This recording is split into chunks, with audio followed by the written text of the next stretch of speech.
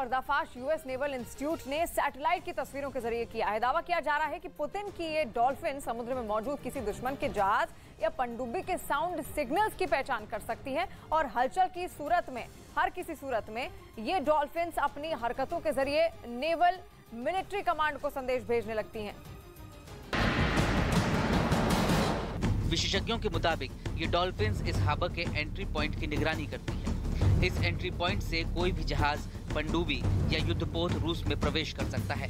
साथ ही यहाँ रूस की परमाणु पनडुब्बियां और जंगी जहाज हर पल तैनात रहते हैं, जिस वजह से डॉल्फिन्स की तैनाती और भी जरूरी हो जाती है।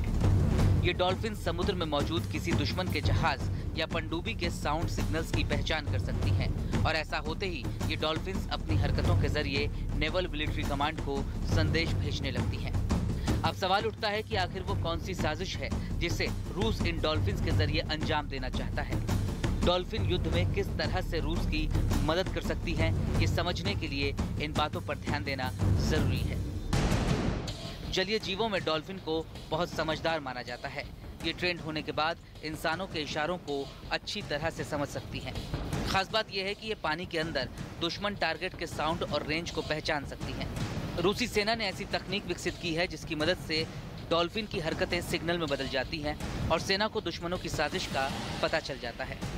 रिपोर्ट्स के मुताबिक रूसी नौसेना ने सेवास्तोपोल बंदरगाह के एंट्री गेट पर इन डॉल्फिन्स को तैनात किया है। इस पर रूस ने 2004 में कब्जा कर लिया था। वैसे ये पहली बार नहीं है जब इस तरह के अभियानों के लिए डॉल्फिन्स को तैनात किया गया है।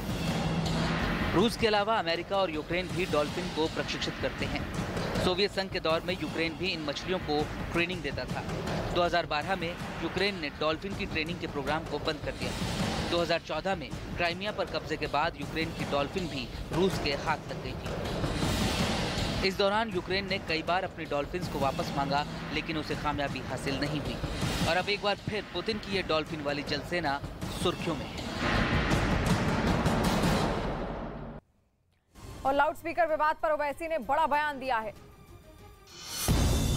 लाउडस्पीकर विवाद के बीच एआईएमआईएम चीफ असदुद्दीन ओवैसी का बड़ा बयान। ओवैसी ने कहा, मुसलमानों को पंचिंग बैग समझना गलत है और कोई मुसलमानों को पंचिंग बैग बना भी नहीं सकता है। हम इंसान हैं, भारत के नागरिक हैं। अगर कोई ये समझ रहा है कि पंचिंग बैग है तो ये गलत समझ रहे हो लोग। यूपी के मुजफ्फरनगर में पुलिस और बदमाशों के बीच मुठभेड़। पुलिस की गोली से एक आरोपी घायल जबकि दूसरा बदमाश मौके से फरार हो गया। पुलिस ने आरोपियों के पास से तमंचा और कारतूस बरामद किया। रामनगर के कॉर्बेट टाइगर रिजर्व में अचानक एक हाथी के आक्रामक होने से मची अफरा तफरी। घटना के बाद गाड़ी में सवार पर्यटक डर कर चीखने चिल्लाने लगे, लेकिन ड्राइवर की सूझबूझ से बड़ा हादसा टल गया। और यूक्रेन के बोरोदयांका शहर की गिनती यहाँ के सबसे खूबसूरत शहरों में होती थी, लेकिन अब इस शहर में हर तरफ सिर्फ खंडहर ही नजर आ रहा है। लोग दाने दाने को मोहताज हो गए हैं। बोरोदयांका से दिखाते हैं आपको न्यूज़ 18 रिपोर्टर जनक दवे की ग्राउंड रिपोर्ट।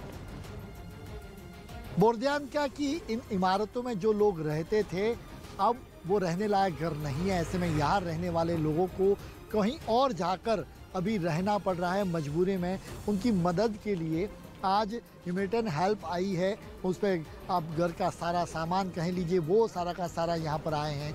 एक समय ये किसी को मदद करते थे, आज उन्हें मदद लेने के लिए मजबूर होना पड़ा है। आप देखिए, ये कैमरामैन पंकज तोमर आपको तस्वीरें दिखाएंगे। हर सारी चीज़ें घर के किराने में जो है रोज़मर्रा की जो चीज़ें होती हैं वो लेने के लिए लोगों को आज यहाँ पर कतारों में खड़ा रहना पड़ रहा है। देखिए, ये आप इस तरीके से उनको जो मदद दी, वो उसके बाद हर कोई है वो ज़रूरत की सामान है वो लेकर यहाँ से निकलता है। बहुत सारी लंबी कतार ऐसे बनती जाती है। कुछ लोग हैं, उनसे बात करते हैं क्या मंजर रहा होगा, क्या स्थिति होगी। मेरे साथ हमारे दोस्त हैं डॉक्टर विजय, उनसे बात करते हैं। सर बताएं, इनसे बात करें दरअसल क्या हुआ था उस दिन, कब का ये वाक़या है, कुछ अगर बता पाएँ आप। Wy możecie рассказать, что случилось и как это произошло тот день? Как зовут вас? Меня зовут Дима, я проживал здесь в центре. 24 февраля мы с детьми и с супругой отъехали чуть дальше в частный сектор, 3 километра расстояния. 2 марта мы приехали сюда за родителями, которые оставались в центре. После этих бомбардировок они просто вышли из дома, мы за ними на машине приехали и остались там на окраине. Все время были там. कह रहे हैं जब 24 को ये स्टार्ट हुआ था तो हम लोग तो घबरा के यहाँ से 3 किलोमीटर दूर रिश्तेदार के यहाँ जाके रुक गए थे और उसके बाद फिर फर्स्ट सेकंड को काफ़ी तेज़ शेलिंग हुई थी। फिर उसके बाद हम लोग वापस आए तो हमने ये हाल यहाँ पे देखा था। और यूक्रेन की ताकत, यूक्रेन की रणनीति, यूक्रेन का पलटवार अभी तक रूस के लिए चुनौती बना हुआ है। और अब खबर आ रही है कि अमेरिका की तरफ से यूक्रेन को न सिर्फ हथियारों और सैन्य उपकरणों की मदद मिल रही है, बल्कि अमेरिका के जासूस भी रूस की एक एक चाल की